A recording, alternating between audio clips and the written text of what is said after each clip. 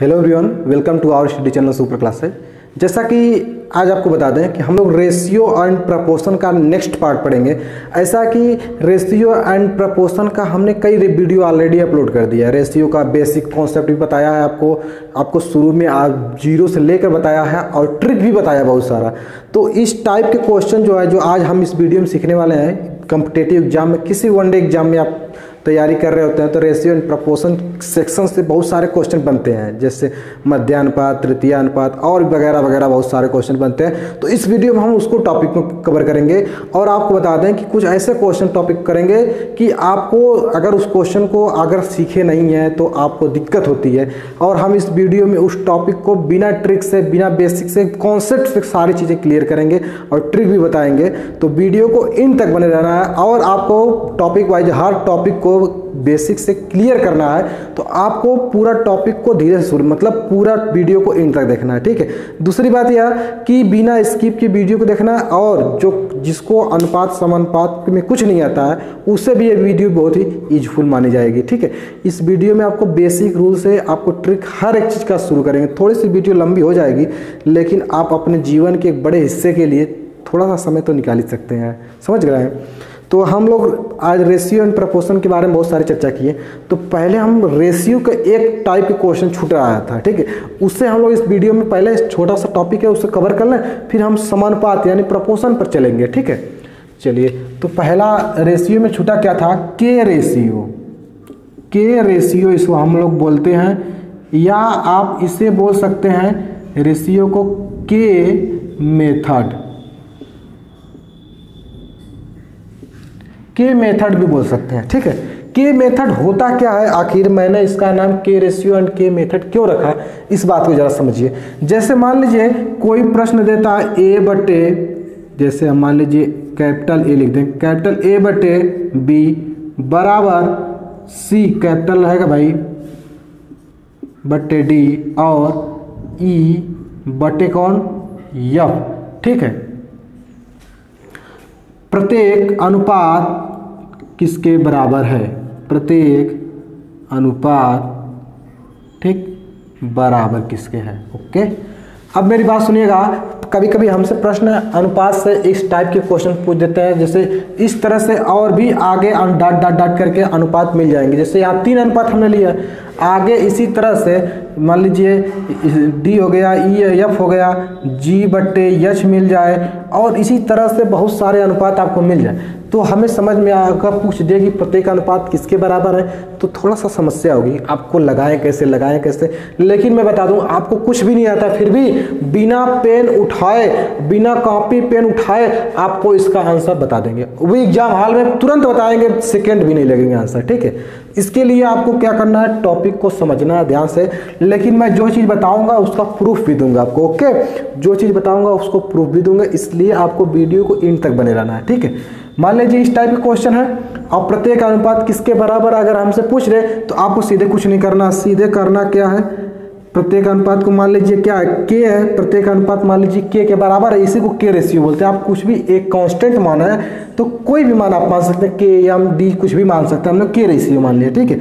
तो कुछ नहीं करना, इसका फार्मूला बना लेते हैं, ए प्लस सी प्लस ई बटे कौन, बी प्लस डी प्लस कौन, एफ।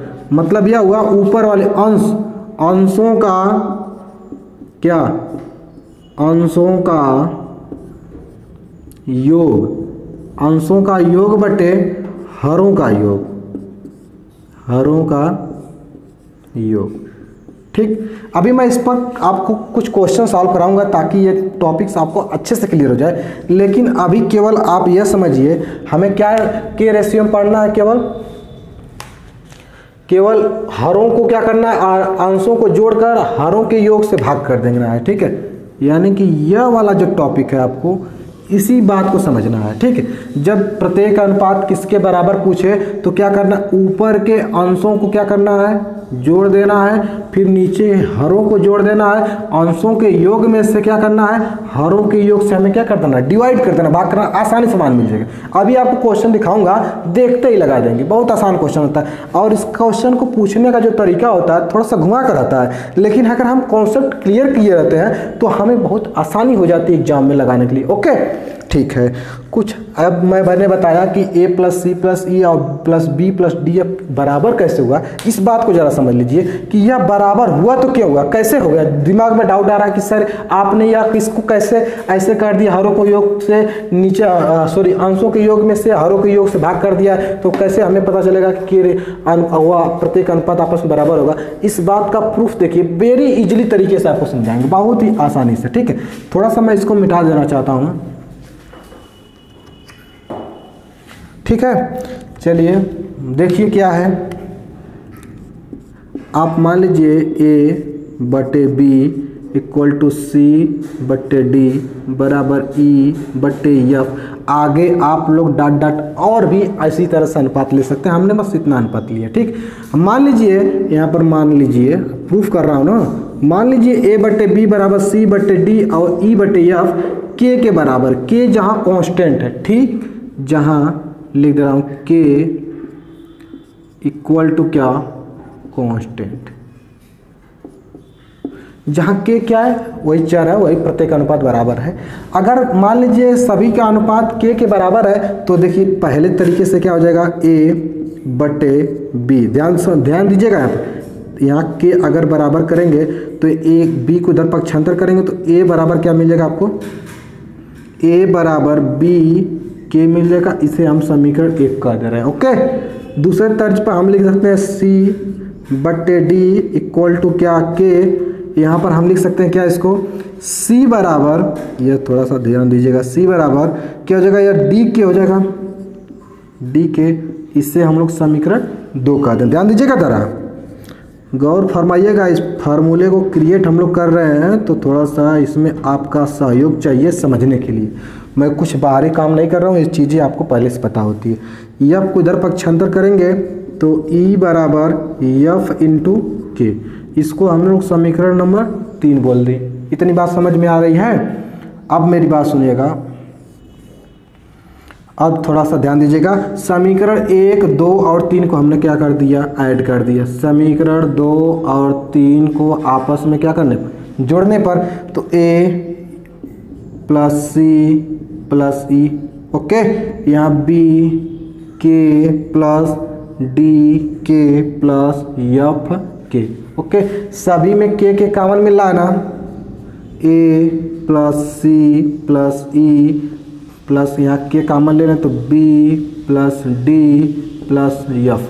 ठीक, तो यहाँ से हम के बराबर लिख सकते हैं a प्लस सी प्लस ई बटे b प्लस डी प्लस क्या, एफ।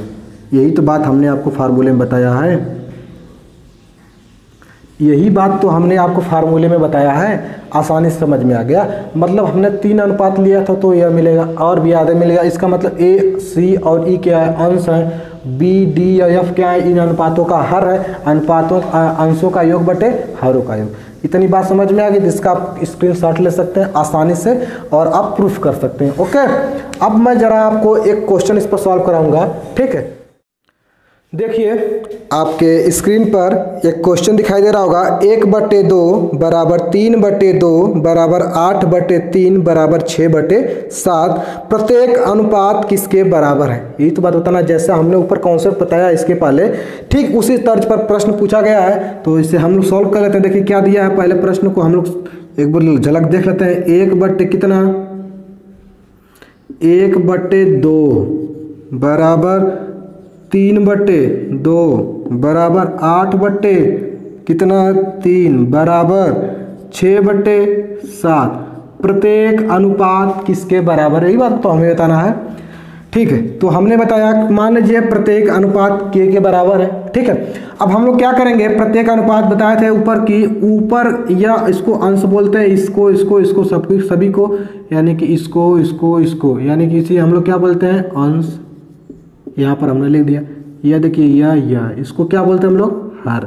तो हमने क्या बताया, ऊपर के अंशों को जोड़कर नीचे हरों के योग से भाग कर देते हैं। यानी कि सीधी बात 1 प्लस 3 प्लस 8 प्लस कितना 6/2 प्लस 2 प्लस कितना 3 प्लस 7 बराबर, मान लीजिए 1 3 4 8 4 12 6 18/2 2 4 3 7 7 14। अब इसका काट दीजिए 2 9 18, 2 7 14, यानी कि हमारा ऑप्शन नंबर 9/7 वाला जो ऑप्शन होगा वही आपको ट्रिक करना है, आगे बढ़ जाना है। ठीक है, तो मतलब इस तरह से हम लोग बहुत ही आसानी से किसी भी मतलब इस टाइप के कोई भी क्वेश्चन आ जाए लगा लेंगे। इस तरह से मान लीजिए यहाँ पर 4 अनुपात था, इस तरह डॉट डॉट आगे बहुत सारे अनुपात बना दें तो कुछ नहीं करना, ऊपर के जो ऊपर को जोड़ दो, नीचे के हरों को जोड़ दो, ऊपर के अंशों के योग में से नीचे के हरों में से क्या कर दो, भाग कर दो, डायरेक्ट आपका आंसर मिल जाएगा। ठीक है, मतलब इस तरह से आप लोग हल कर सकते हैं आसान। अब हम लोग पढ़ेंगे समानुपात। समानुपात देखिए क्या होता है।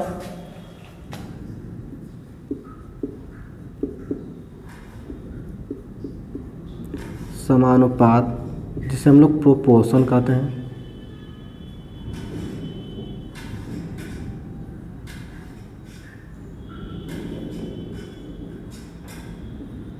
थोड़ा सा देख लीजिएगा समानुपात क्या होता है। अब इस जरा हम समानुपात के बारे में चर्चा करेंगे। समानुपात क्या होता है? समानुपात वह समीकरण होता है जो यह बताता कि दो अनुपात आपस में क्या है, बराबर है। यानी समानुपात वह समीकरण होता है जो दो अनुपात आपस में बराबर होना बताता है। ओके, चलिए मान लीजिए कि यह दिया A अनुपात B दिया। ठीक है, मान लीजिए एक अनुपात दिया A अनुपात B, दूसरा अनुपात दिया C अनुपात D।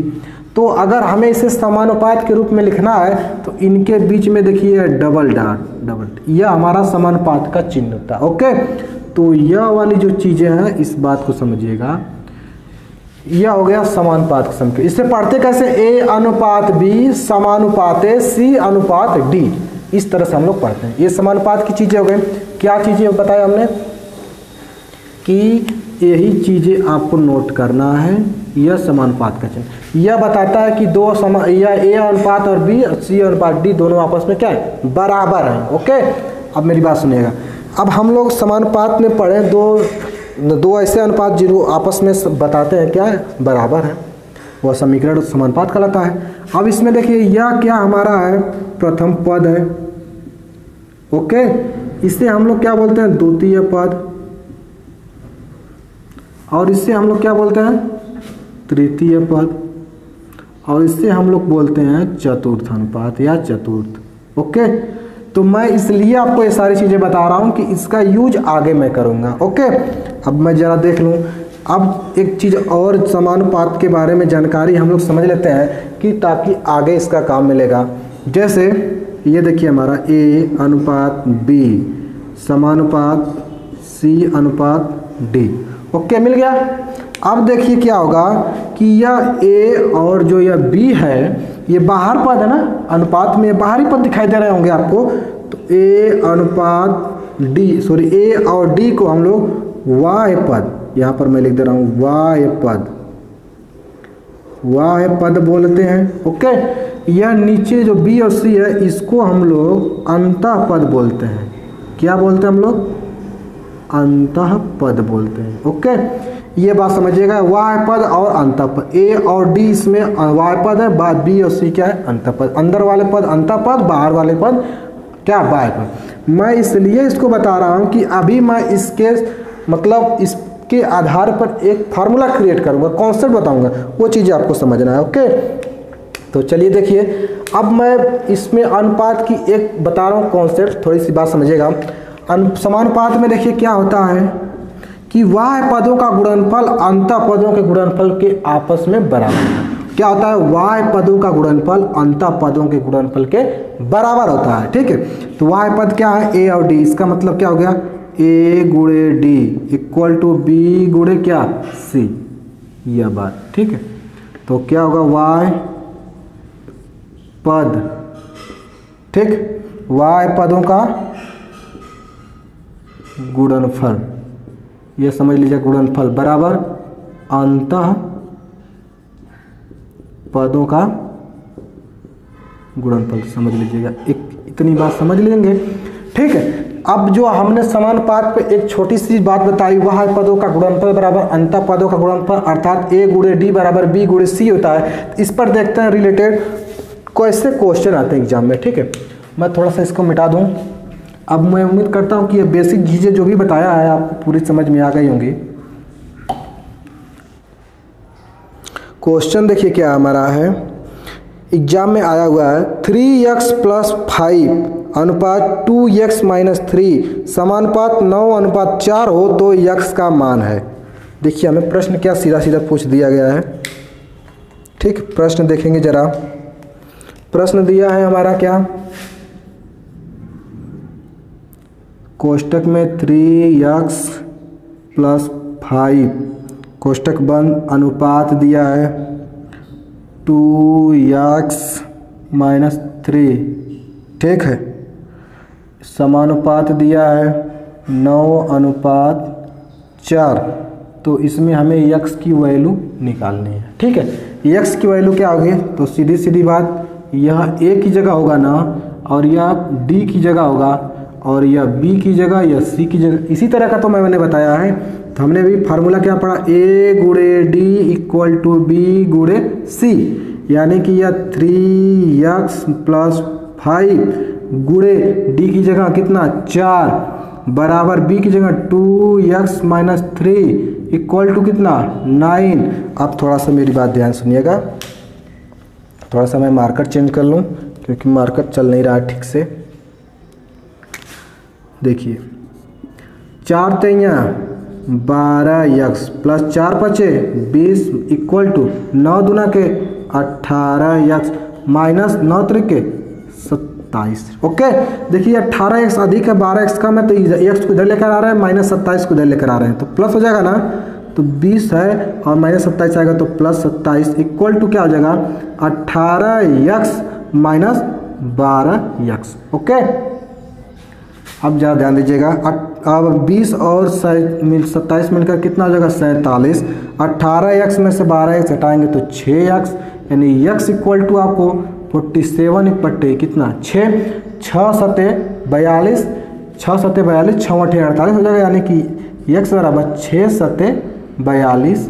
ठीक, 42 कितना बचा यहाँ पर 6 7 42 5 बचा ना, तो इसी तरह दशमलव बढ़ा के आगे कर देंगे। देखेंगे ऑप्शन में क्या दिया है, इसमें कुछ ऑप्शन दिया, सॉरी इसमें सही बटे के रूप में आंसर दिया ना।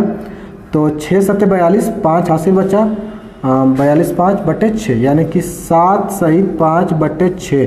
यह एसएससी में आया हुआ क्वेश्चन है और इसका ऑप्शन नंबर जो है बी हो जाएगा, इसका राइट आंसर है। ठीक है, बी हो जाएगा। इस तरह से लगाएंगे, बेसिक से लगा लेंगे। चूंकि मैंने आपको सिखाना था इसलिए मैंने फार्मूला भी लिखा, फिर ये चीज़ें भी लिखी, फिर मैंने कैलकुलेट भी किया, इस तरह पक्षांतर भी किया।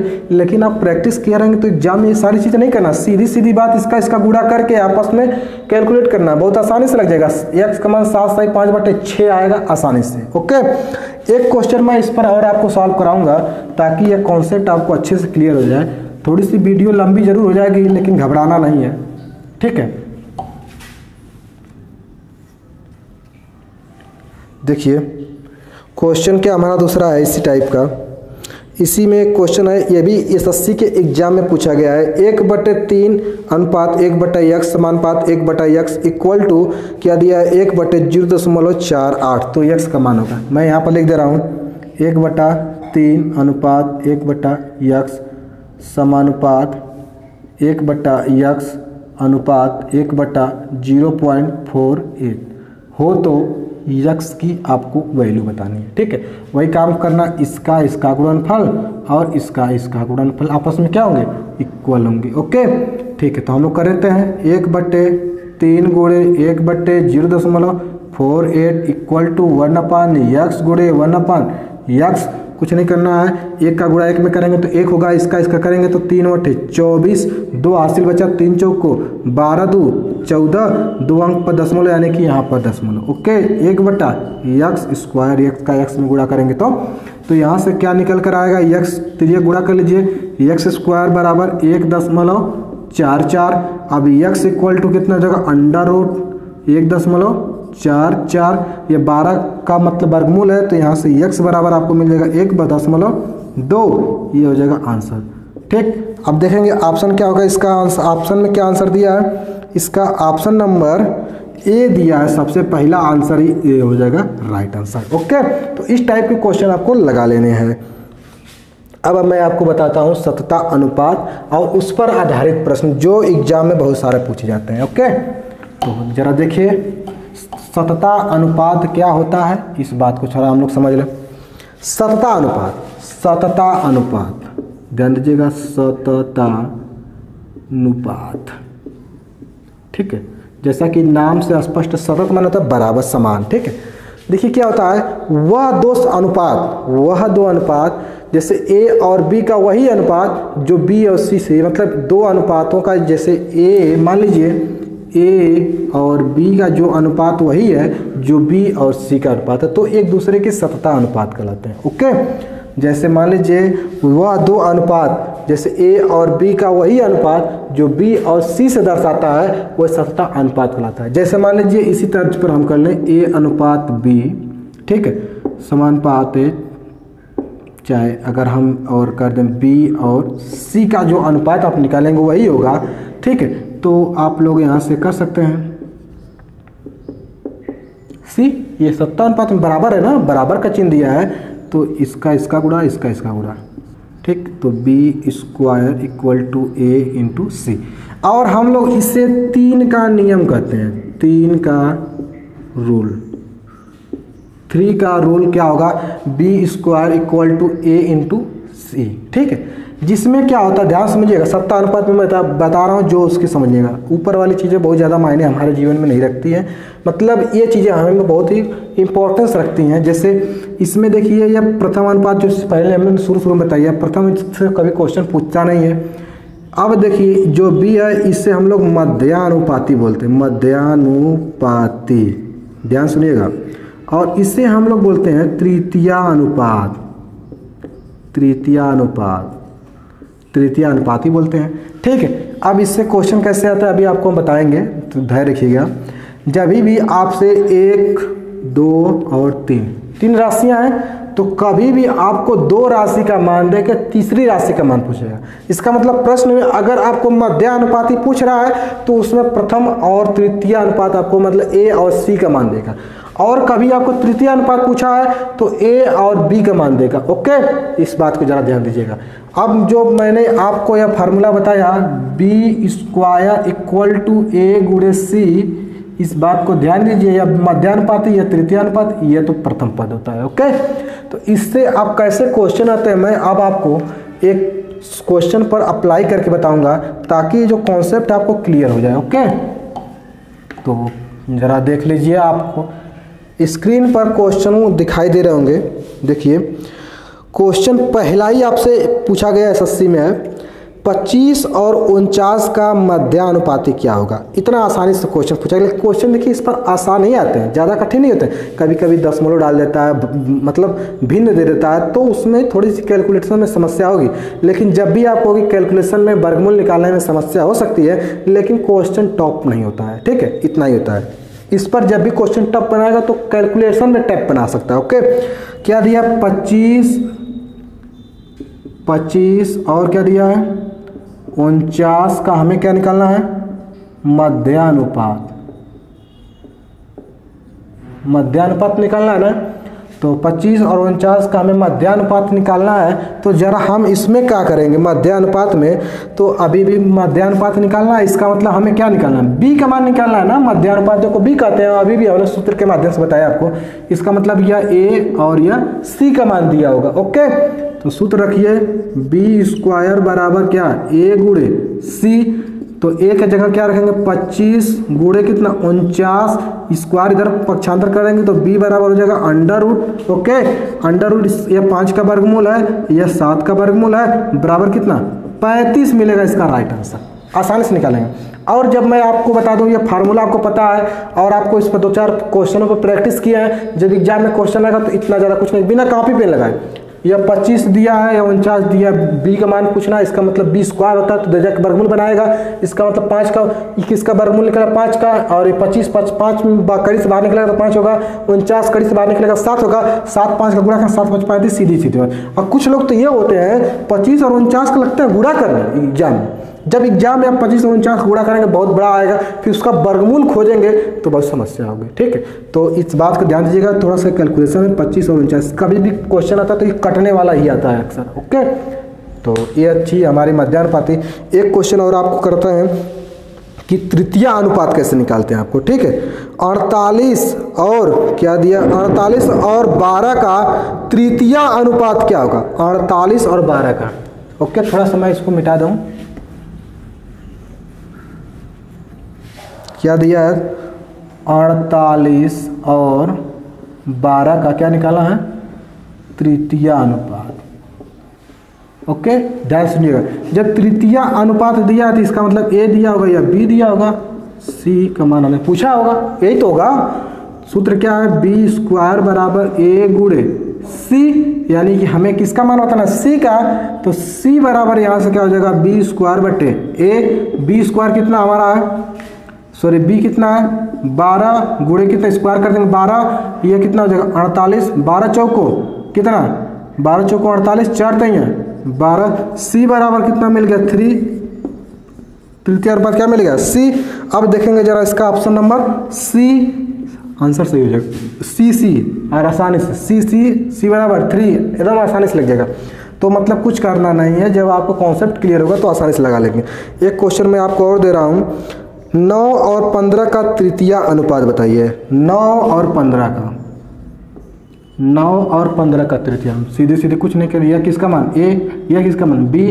तृतीय अनुपात सी बराबर कितना, बी स्क्वायर बटे ए, 20 का मान कितना 15 गुणे कितना 15 बटे कितना 9, 3 तरीके 9, 3 पचे 15, 3 पचे 15, 5 पचे 25, यानी सी बराबर 5 गुणे 5 इक्वल टू 25।